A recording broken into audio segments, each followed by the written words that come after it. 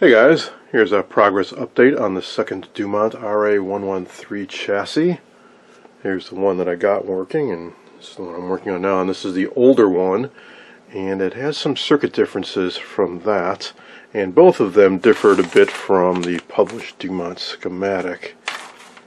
I finished up work inside the high voltage box. I'll show you that in a moment.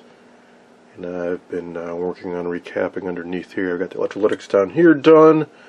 And I've got most of the paper caps done, and this time I will not forget to work inside the sink area in here, which would normally be under a shield, which I've removed. And while removing it, I noticed that several of the screws were missing, and it looks like the caps inside are somewhat later replacements.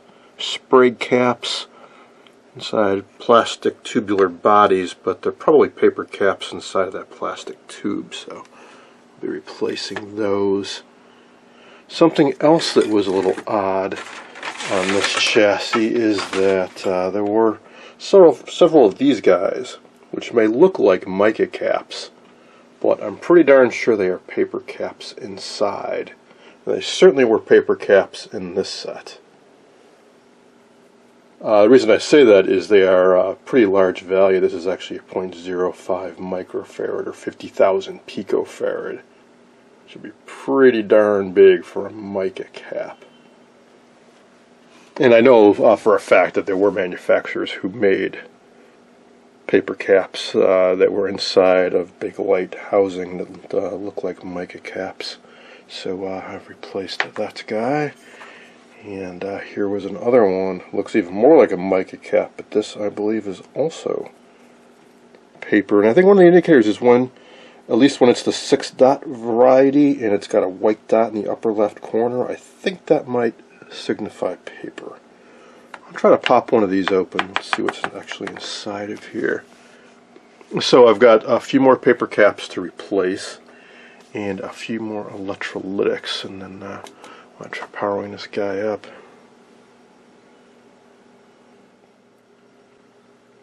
Here's a look inside one of those mica looking capacitors.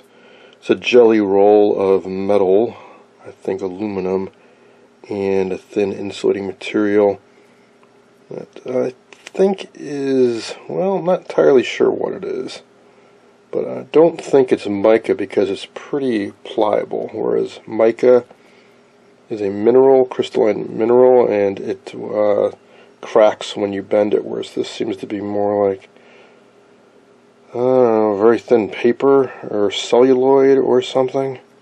Not entirely sure what it is. I'm pretty sure it's not mica. Alright, now for the high voltage box. There's a lot of really fine black powder inside, like a soot. I think that was from years of the high voltage attracting really fine particulate matter. Cleaned that out as best I could, and I replaced the high voltage paper caps inside with these high voltage ceramic caps. And here's a new high voltage lead. I'll need to put a rubber grommet around this metal opening so we don't get chafing. And speaking of high voltage, notice this assembly here. We've got three 470K 2-watt resistors connected in series with these metal donuts at the junction. Now we didn't see that in this set. In this set there was a 2 mega ohm high voltage resistor in a black cylinder. Well, in this set this is just a pure insulator, and the resistors are external. And the reason they use 3 of them is not for power dissipation, it's for voltage. Resistors do actually have a voltage rating. When you exceed that, they start to break down. Not so much that they'd arc over, that would take thousands of volts, but the actual carbon material will start to break down, and the resistance will effectively be lowered as voltage kind of starts to burn its way through the carbon. Typically 2-watt resistors have a 750 volt rating, so we've got a little over 2,000 volts that this could handle. And the reason they use these round metal donuts throughout is rounded, smooth metal surfaces can contain high voltage better. When you've got sharp points, you can get corona and arcing. So I got that pretty well squared away. And here's where that power resistor would have been situated on the other chassis. But this one, like I said, it's down below. Now I have not measured any of these yet. I will, and if they're good, I'm going to try powering the setup with them, but I do eventually want to replace them with modern chassis mount aluminum housed power resistors like I did on the other set.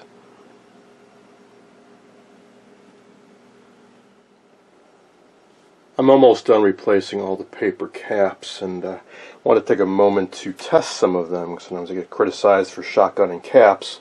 Well, the reason I do is that time and time again, when I test them, they're always bad, so I pulled out a few just to see what we get here with my Solar CB160 capacitor tester. So I'm going to test for leakage, and we've got leakage. This cap should be good for 400 volts. Flashing light indicates otherwise. Likewise, this guy should be good for 400. And it's even leakier than the previous one. And this last guy should be good for all the way up to 600.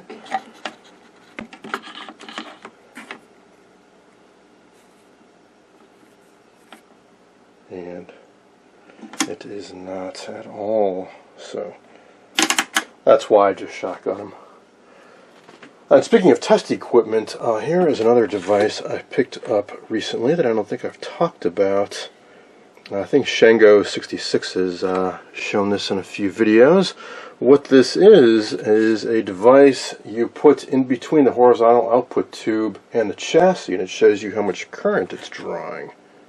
I have not tried it yet.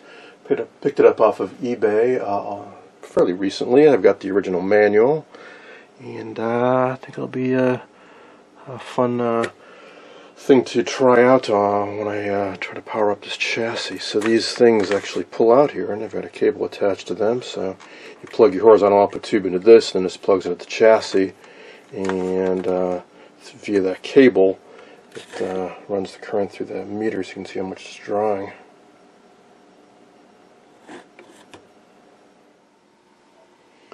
Alright, I've got things recapped to the point where I want to try powering this up.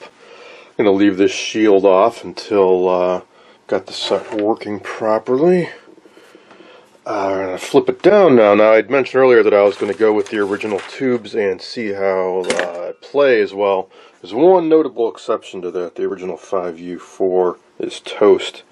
I suspect somebody tried to turn this on, and with the old electrolytics in there, either they were very leaky or dead short, and it drew an excessive current and just fried the 5U4, so I'll have to dig up a replacement for that. And just like before, I'll go with my substitute yoke and 8 XP4 test pitcher tube.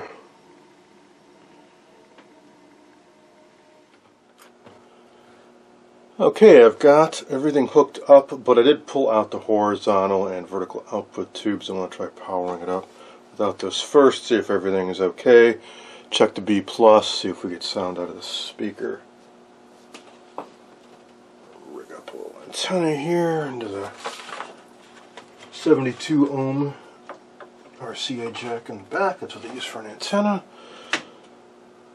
Alright, here we go. Let's see. This is power. Yep.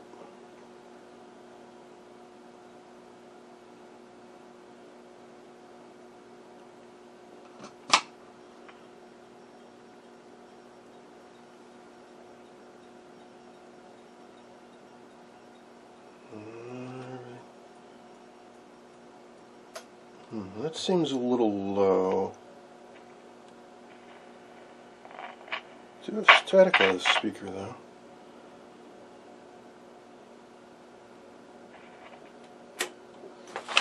For a sec. So I'm monitoring pin 4 this point right here. Now that's 305 on one side of the focus, going through that over to here. Over here we got another resistor, and that should be 200. So if that's 200 here, and that's through a resistor, it's got to be well over 200 at this point. And I was considerably below that. Just turn it back on for a moment.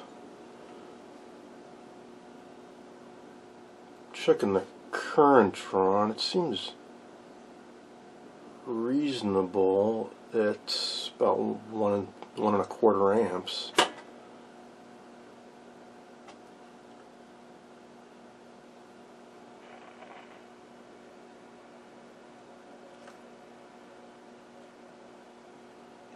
Huh, that power resistor's cold.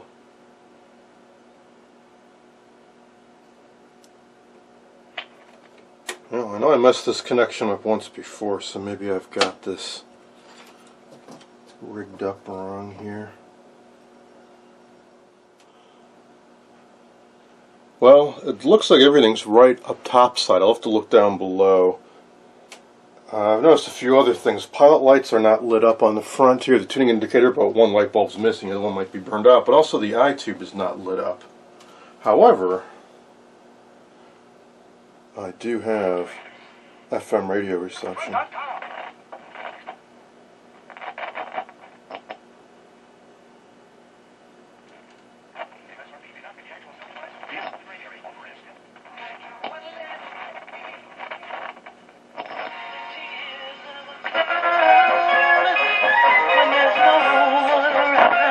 So not all was bad. You love another psychopath sitting next to you. You love another murderer sitting next to you. Interesting that the B plus is kind of moving around as a tune. Because at this point it should be 200 volts. And now the power resistor is getting warm. I guess it maybe wasn't making good connection. I'll check the other side of that resistor now. Put this back on.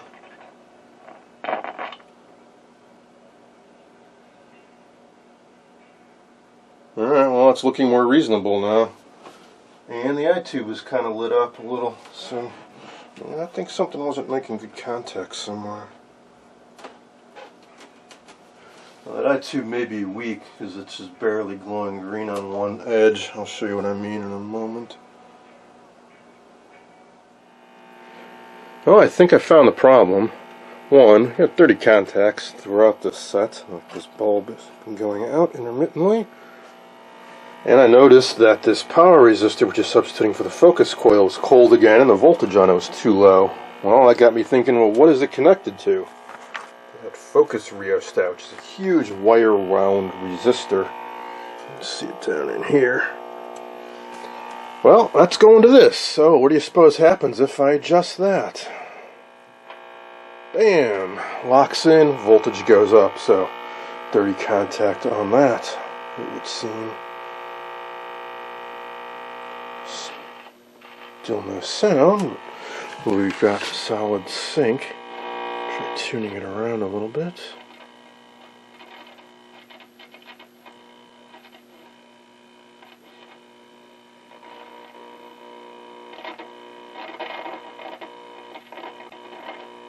And I'm sure this tuner needs to be cleaned just like the other set.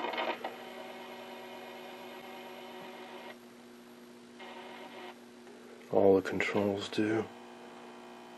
But hey, that's pretty solid, good picture there.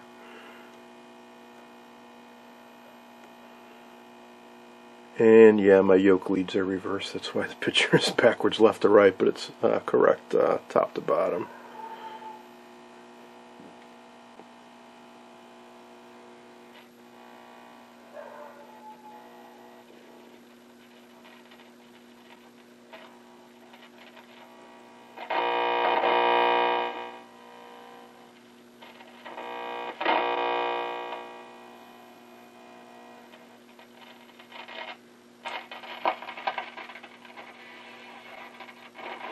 California results weren't known for something.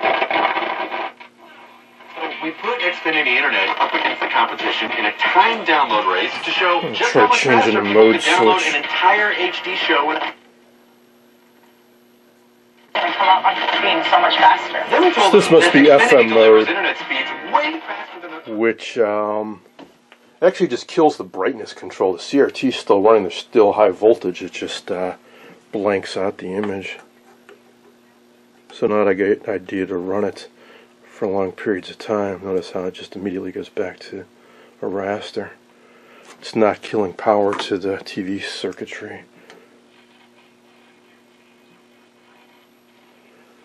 And then that would be phono mode when we get no sound. To learn more about other expensive internet-only offers, requires a moment to eat.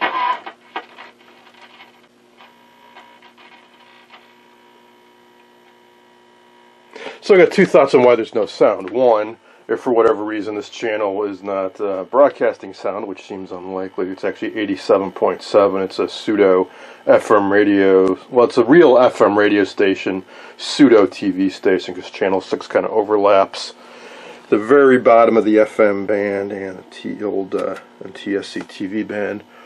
Or the alignment on this side is really far off, such that it can receive FM radio but not TV.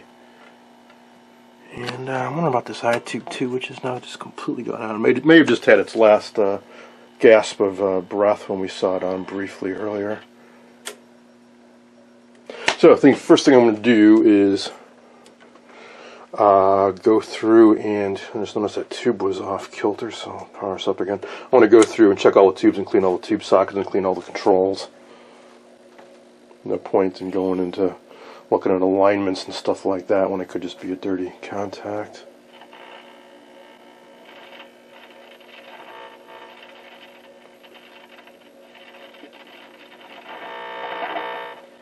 No, it didn't fix the sound.